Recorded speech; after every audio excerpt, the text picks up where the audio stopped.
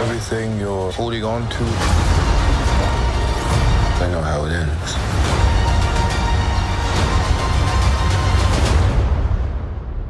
You're out of your league, Ant-Man.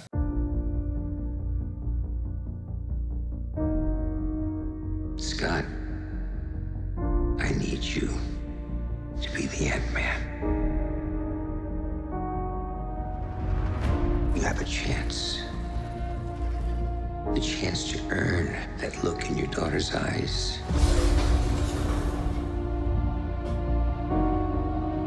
To become the hero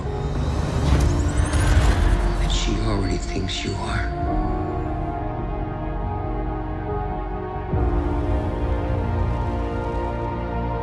Second chances don't come around all that much. Is this an old message? It's the front gate. Time works differently in the quantum realm. What if we could enter at a certain point in time, but then exit at another point in time? We could bring everyone back. My whole life happened because I messed up. Not everybody gets a chance to save the world. Avengers! Assemble.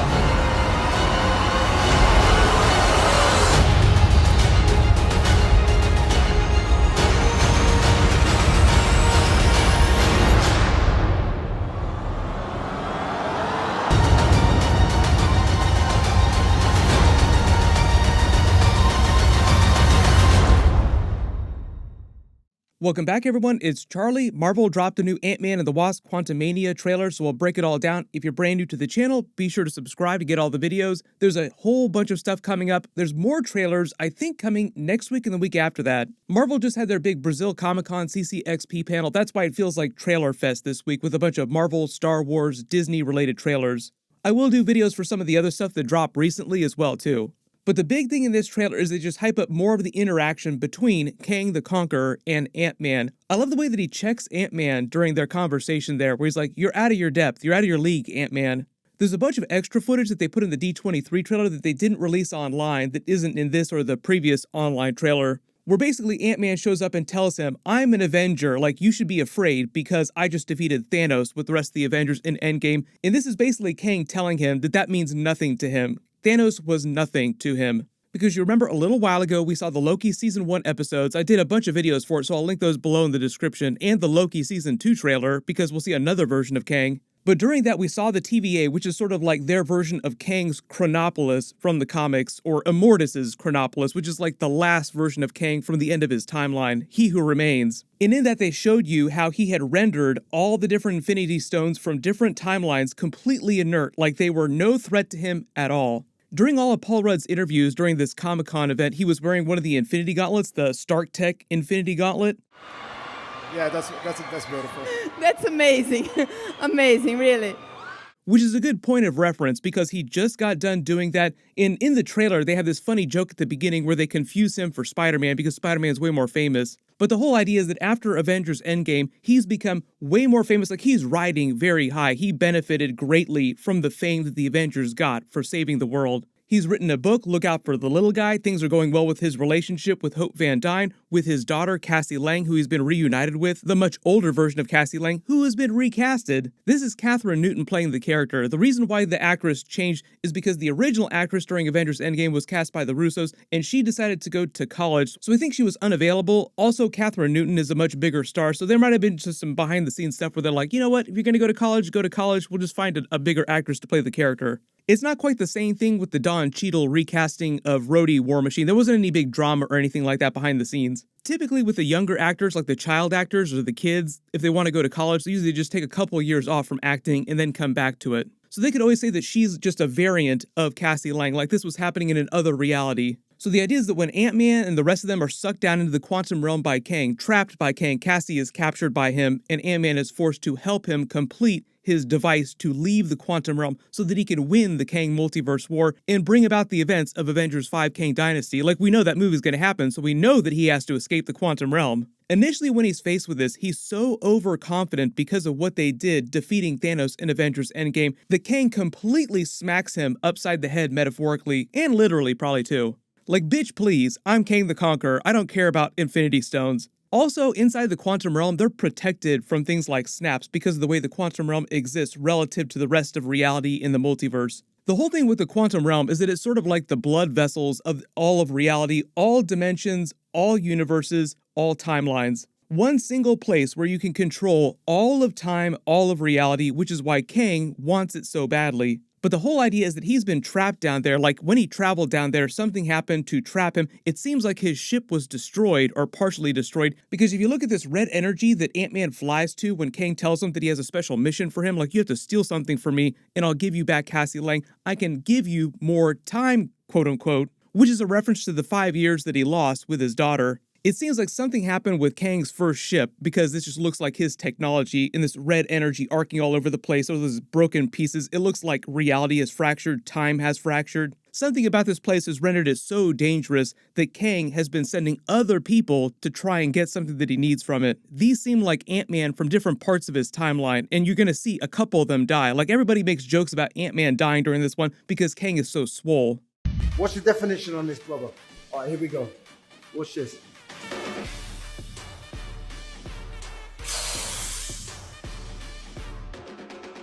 You ain't never seen nothing like that before. And that's down to the intensity and how hard he trains, his work ethic. That's enough about Jay.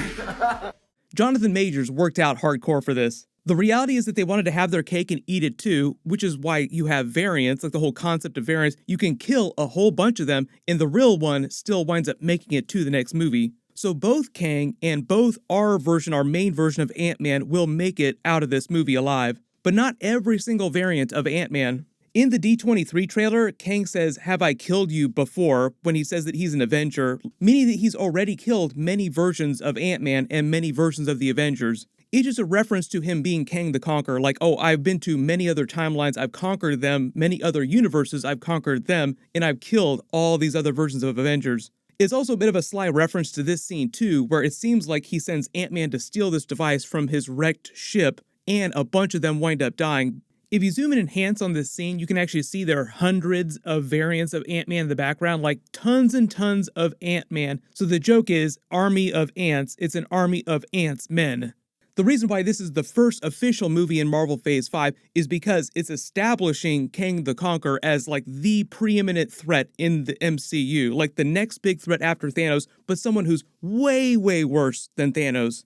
Relevant side note, this is also Kang from the comics showing you how powerful he is, using his power over time to kill Thanos on the spot. Speeding up Thanos' own personal timeline in a localized area here so that he ages eons in seconds. So this movie is just meant to show you why he's so much more dangerous than Thanos to the MCU, because it's like the very beginning of Marvel Phase 5, and they want to show you why the Avengers just can't roll over him right away. Like, why don't the Avengers just defeat him right now? Because he's such a badass. One of the other big things, too, is that he was stuck in the quantum realm for 30 plus years since Janet Van Dyne escaped, but time moves a little bit differently, so he's been stuck down there way longer. Remember, his real name is Nathaniel Richards. He was born in the very, very distant future, like thousands of years in the future. He started out as a normal scientist before he became Kang the Conqueror and then traveled into the quantum realm. But because of the way time works, because of when he came back in time, he met Janet Van Dyne when she was stuck down there, and they worked together because they're both geniuses to try and escape until Janet Van Dyne found out what he was planning on doing, then left him stranded and was able to detect Hank Pym's signal and escape before Kang found them. But in the time since that's happened, he's found a way to detect any kind of signals like that, so when he detects Cassie Lang's signal, he just yoinks them down into the quantum realm to force them to help him escape. People have said it's weird that Janet Van Dyne withheld that information, but I think the idea is that she never thought that they would go back down to the quantum realm, so it would never be a potential threat. The whole idea with Cassie Lang is that she's going to become a version of Stinger during the movie. That's why she's wearing the purple suit from the comics. Her powers are very similar to the Wasp powers. That's why her suit is kind of like the Wasp suit. She's meant to be a chip off the old block, and one of the jokes about Ant-Man is that he's a little bit like Spider-Man in that they both cause a lot of the own problems that they wind up having to solve during their adventures. Like Ant-Man winds up getting himself into a whole bunch of trouble, and that winds up being the plot of the movie. Cassie Lang is doing the same thing, like she's almost too smart for her own good. Curiosity killed the cat, so to speak. Curiosity freed the Kang, the Conqueror.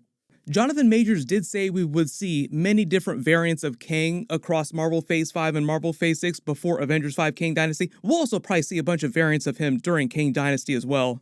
I know there's lots of theories about variants of Kang pretending to be other people, like you have Iron Lad in the comics, who's like a young version of Kang.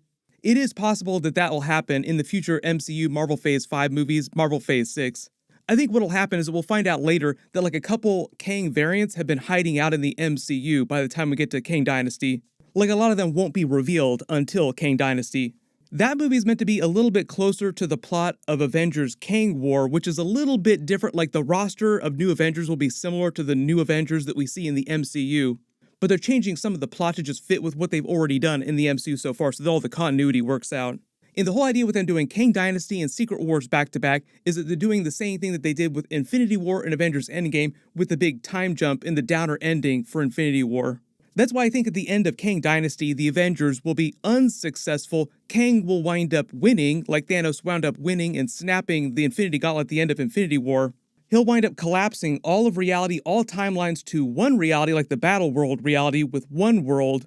Then when Secret Wars begins, that'll be closer to the plot of the more recent version of Secret Wars with some Easter eggs for the classic 80s Secret Wars.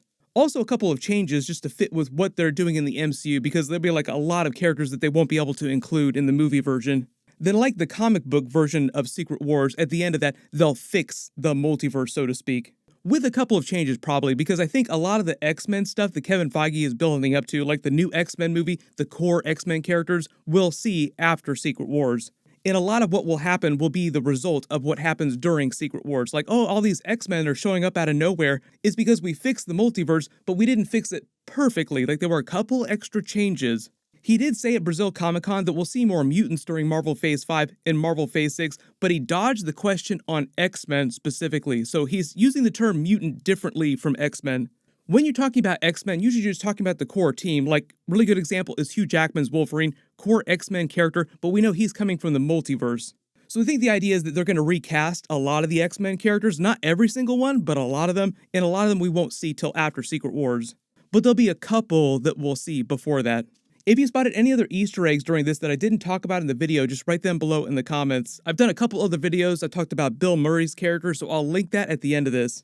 I'm working on an Indiana Jones 5 Dial of Destiny trailer video. There were a couple other trailers like Transformers Rise of the Beast. I'll try to do videos for all that stuff. Be sure to enable alerts for my channel so you don't miss it. And if you do have any requests, just post them in the comments below. Everyone click here for my Guardians of the Galaxy 3 trailer video, and click here for that other Ant-Man 3 Quantumania trailer video. Thank you so much for watching. Everyone stay safe, and I'll see you guys in the next one.